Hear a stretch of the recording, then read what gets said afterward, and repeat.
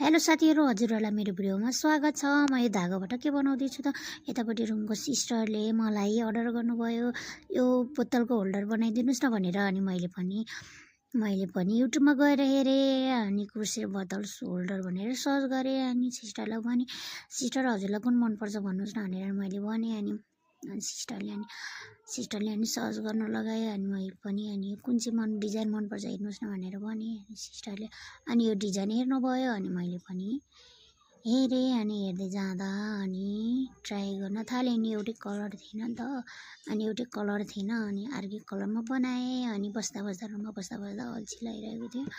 अनि त्यसैले मैले बनाउन कोसिस गरेँ। अनि बच्चाहरू पनि थिएन नि त, बच्चाहरू रुममा स्कुल गइसकेको थियो बुढाहरू। अनि बच्चाहरू स्कुल गइसकेको थियो। अनि त्यसमा मैले बनाउन थालेँ अनि ट्राई गर्न थालेँ। अनि जुन कुरा पनि मैले युट्युबबाट हेर्छु नि त, अनि कोर्सेस भन्थे, अनि त्यहीबाट बनाउन थाल्छु। अनि त्यहीबाट सिक्छु साथीहरू। अनि हजुरहरू पनि बनाउन सक्नुहुन्छ। यो हो अनि फाइनल लुक्स हेर्नु साथीहरू। अनि यो फाइनल लुक्स अनि यो होल्डरलाई जता पनि लान मिल्छ, बिहाघरमा झुन्डाउन पनि मिल्छ, झुन्डाउँदै लानलाई कतै बजारतिर जाँदा पनि बोतलहरू अनि निकालेर अनि बोतल हाल्न पनि मिल्छ साथीहरू। अनि यस्तै हो फाइनल लुक्स हेर्नुहोस् साथीहरू, कस्तो छ कमेन्ट गर्नुहोला। By by.